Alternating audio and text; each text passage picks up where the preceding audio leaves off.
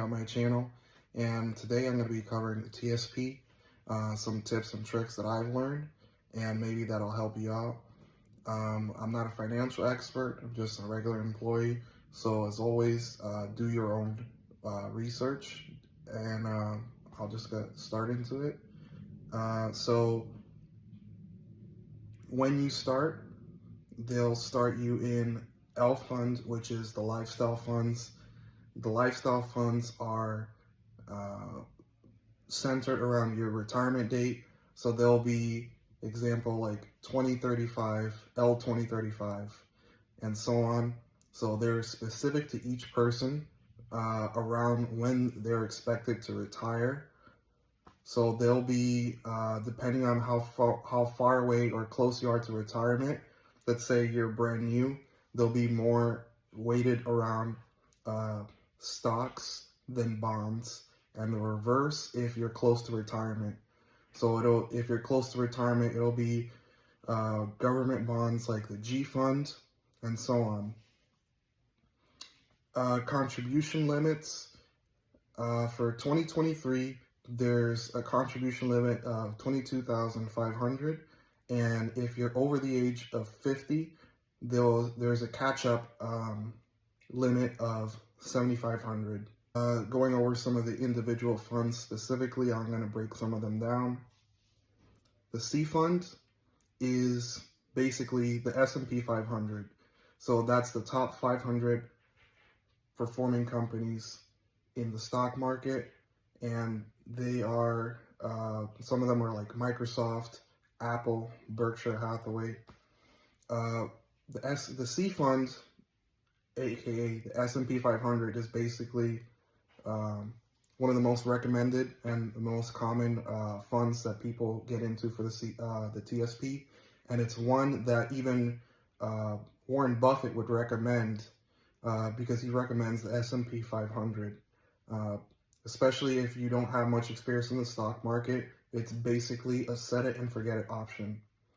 The list in the portfolio of companies will always change, and that's done automatically for you. So that's why I said it's like a set it and forget it option, because you don't have to know much about the stock market in order to get a good return out of it. The portfolio will balance itself. S fund.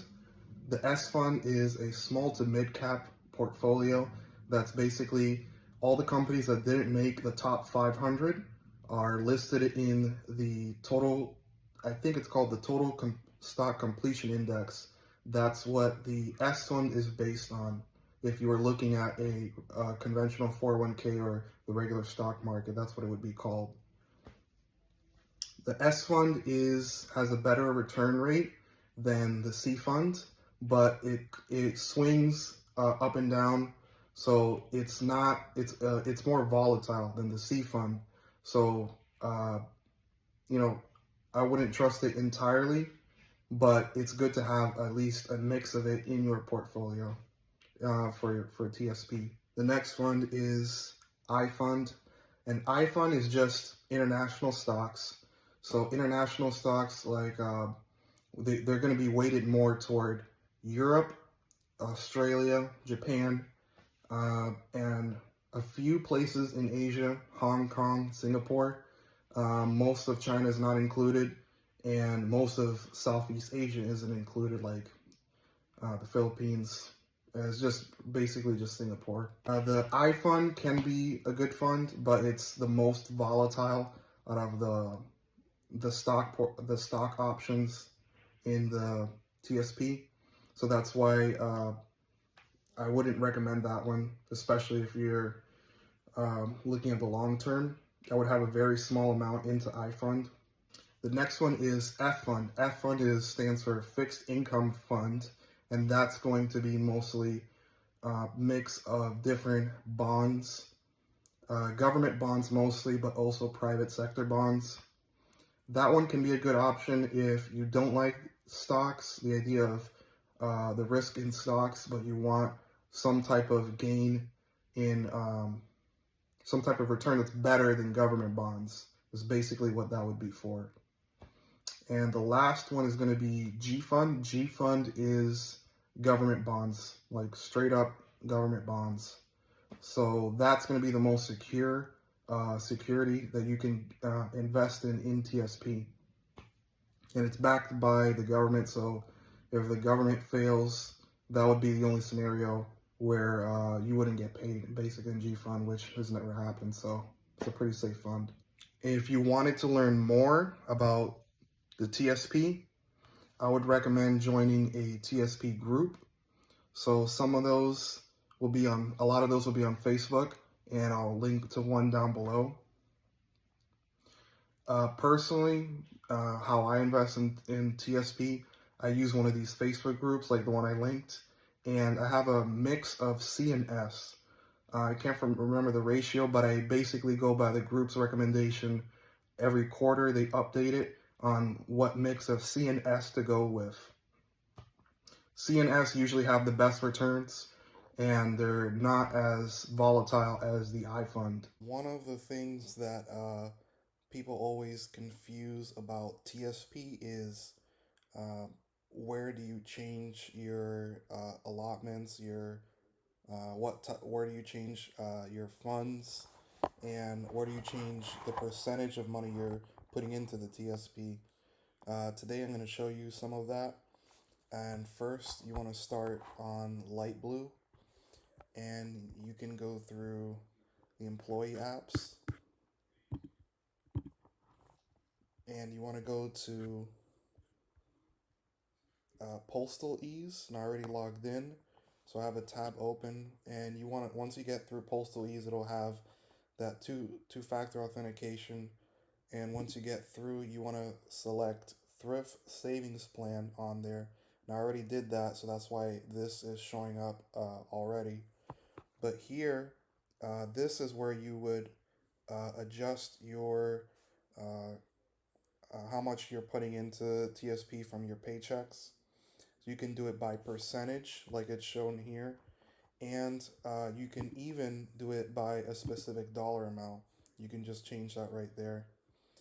Um, One thing to know is for TSP, by default, it'll have you donating 5% of your base pay into the TSP to get the 5% matching. In order to keep that matching contribution from the post office, you have to keep it at 5% at least.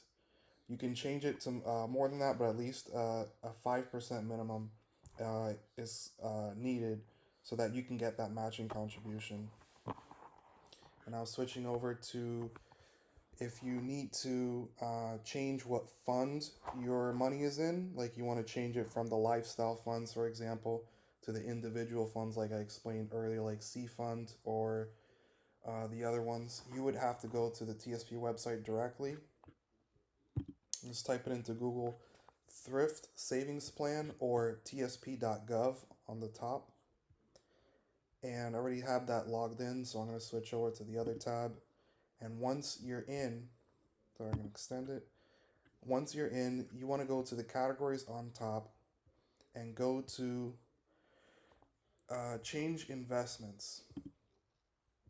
And right here, you'll see you can move money that you have from one fund to another, or you can change how much of your money is going to a particular fund. So, as an example, I'll try this one to change your investment mix.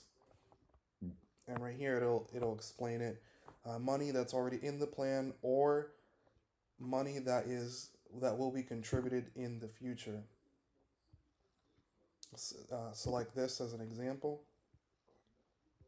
and right here you can see this is where you would change by percentage how much of your money is going to the different funds. And as you can see right now, I have most of mine in the S fund and a small amount in C fund. And if you had the L fund to begin with, this is it's a different option. You have to change your the money the money that you already have in one of your L funds if you have the L fund already. But let's switch over to that and let's see how that looks like. Money that's already in the plan, we'll try this option.